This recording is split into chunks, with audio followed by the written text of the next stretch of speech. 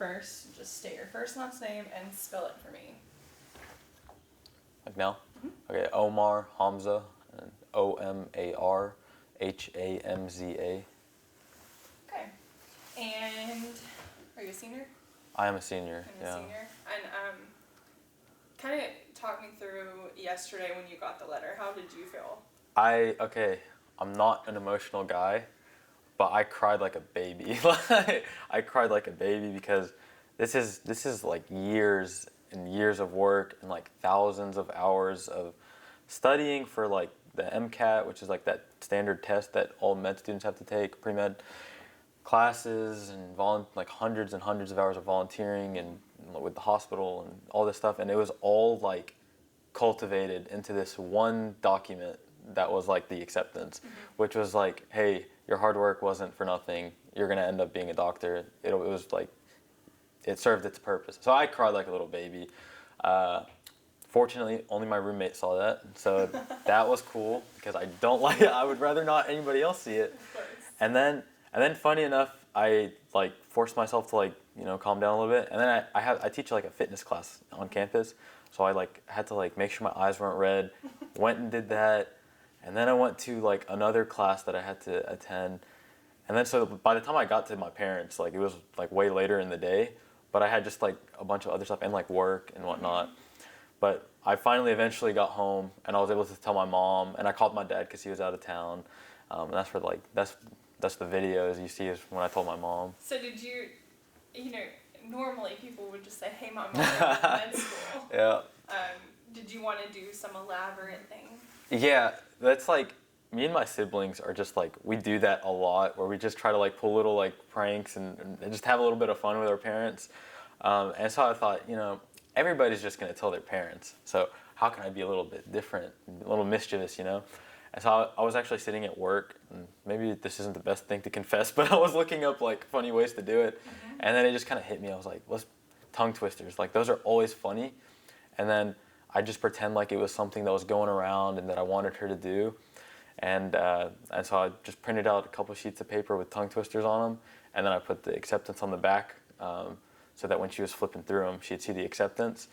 And it worked like a charm. Like, I mean, it worked perfectly. It worked better than I thought it would. So when you posted it to Twitter, I mean, you were obviously just thinking that your friends were going to see it. Mm-hmm. That was very wrong.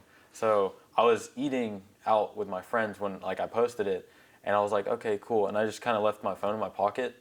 And then it started buzzing like a lot. And so I like looked at it, and it was like 200 likes or something. And I was like, wow, like this is taking off, but I also want to enjoy this meal, so I ended up muting it. And then like later that night, it just like shot up, and people like from literally like everywhere were congratulating me and like watching it, and then it was like in the thousands and stuff. And so at that point, I had to turn off like all the notifications because it was like draining my battery. But went to bed, and then I woke up, and it was even crazier, and still now it's going kind of nuts. How awesome is it to get support from like people worldwide? Mm-hmm. It's amazing. Like I'm getting messages like, "Oh, hey, congrats, man, from London," or "Congrats from anywhere, like Pakistan, from like all over the world."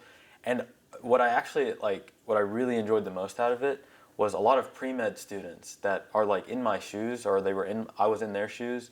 They're messaging me like, "Hey, this is exactly what I needed, like to get through like the MCAT, or to get through these tests, and to wait through the application process, because the waiting game's long, and this kind of stuff I guess is really motivating to keep you like positive and motivated, because who doesn't want to surprise their parents with like that kind of news or something big like that?" Yeah.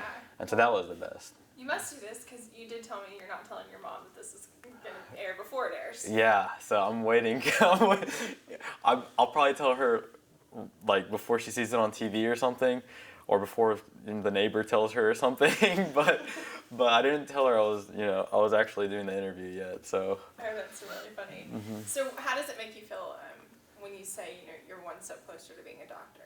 Oh, it's like, it's almost as if there's just this massive weight off of my shoulders right now, because everything I've done like was for that like single point where it said, congratulations, you're accepted to medical school.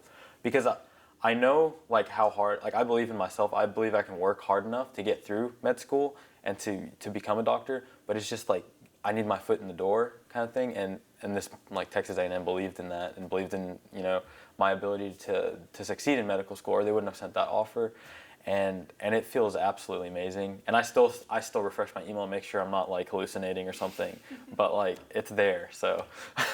When did you decide that you wanted to be a doctor, and what kind of doctor do you want to be?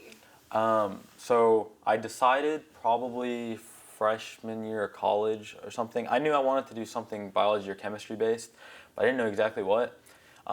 And the turning point, I guess the epiphany moment, was I had gone to volunteer in refugee camps on the border of Jordan and Syria. And I was just translating at that point. I wasn't doing anything medical related.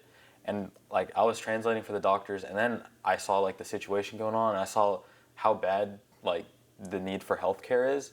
And then you start thinking this isn't just Syria and Jordan. This is literally all over the world. This is in the U.S. This is everywhere. And I thought like the gratitude they showed and just the interactions between the physicians and the patients was just incredible. Like, and there's nothing more I think that I would like want to do in terms of fulfillment. Like that seemed to be the most fulfilling thing I'd ever experienced at this point. And so that was the epiphany moment where it was like, okay, now I know what direction I'm taking. So. What language were you translating? I speak Arabic, so Okay. I was they're all American doctors. So the American doctors go there, and then I just went with them, and I would just tag along, and I translate from the refugees who spoke Arabic. I just translate to the doctor, and then from the doctor to the refugees, and That's awesome. it was cool. It was like a great experience, honestly. Absolutely. Have you always gone to Lamar? Yes, I actually like my dad.